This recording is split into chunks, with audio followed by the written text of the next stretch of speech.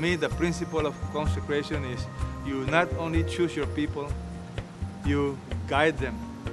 You must have a vision for what you want them to become. And Jesus was not afraid to make demands. He was not afraid to tell them what they should become. The same thing in our ministry. We teach people certain standards. We require of them certain standards, but they know we love them.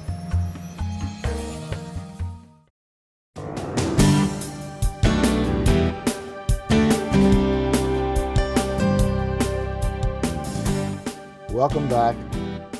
I hope that you're using these times between our sessions to have discussions with others and tell how you are facing some of the issues and making practical application of what we're teaching. We've seen how you can do this when you're together, but now I want us to recognize there's a glue that holds it together. It's a principle of consecration. Jesus expected his disciples to follow him. He didn't ask them to recite a creed or to shake his hand. I think those are lovely customs, but there's something more basic. He asked for their obedience. And indeed, that is spelled out in the Great Commission itself. After telling the disciples to go and baptize, he said, teaching everything that I commanded. Because faith is spelled out by Jesus in terms of practicing what we believe. And obedience is the way we witness to our faith. And that's why we continue to learn. It's very simple. As long as you follow Jesus, every day you're learning something new. Isn't that the way you woke up this morning? With that expectation? And as you continue to follow him and learn more truth, more and more, the beauty of his life enlarges, for you never stop learning. But it's not just the sense of duty that constrains us. Love is the motivation for it all. Jesus said, he that has my commandments and keeps them is the one who loves me. If duty is all that makes you do it, you'll get tired and even legalistic. But when your work flows out of love, everything you do becomes an act of worship to Christ. Before Jesus gave the Great Commission on the Mount, earlier he had met with the disciples at the Lake of Galilee. They'd been fishing all night, caught nothing, and Jesus told them to cast their net on the other side of the boat. And you remember, when they drew in the nets, now they were full of fish. When they all got to shore, Jesus had a fire kindled.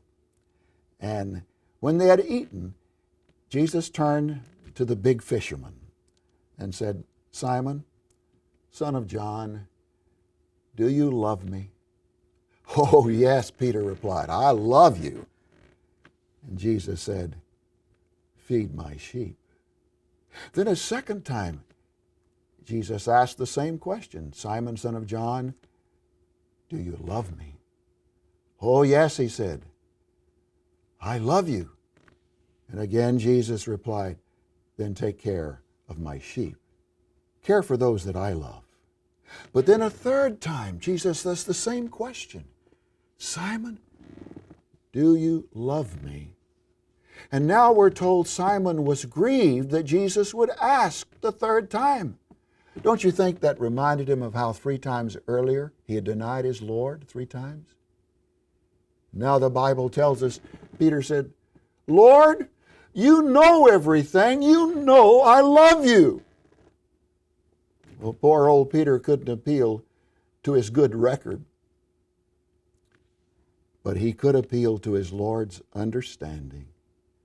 You see, he knows all about it. He knows when we love him. I remember when my son Jimmy was just past his 4th birthday, I was out in the backyard cleaning up my garden. It was a hot day, and he saw me out there working, and it occurred to him I was thirsty. So he pushed up a chair to the kitchen sink, found a dirty glass, filled it full of hot water right out of the hydrant. The next thing I knew, I heard my name called, and I turned around, and here was Jimmy walking across the garden, holding up that dirty glass of hot water. And he said, "Daddy, I thought you was thirsty, so I brought you a drink." And there was a smile that stretched all the way across his face. Now you might say, couldn't he do better than that? Why, that's not a cool water. That's not even pure water.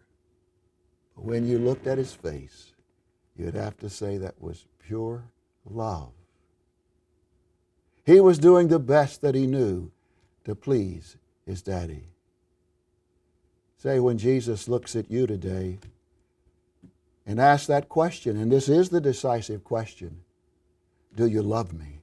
Because if you love him, you will obey him. You see, God is love. And because he is love, he shares his own nature with those who are learning from him. As we grow in grace and knowledge, there's always more to learn. But it's the love of God imparted within us that makes us want to obey him, to follow him, to love him with all our mind and soul and strength. This, Jesus said, fulfills everything written in the Bible, everything in the law and the prophets. Love is the motivation for it all, and it's love that makes this the greatest joy of our life as we live every day in fulfillment of the Great Commission.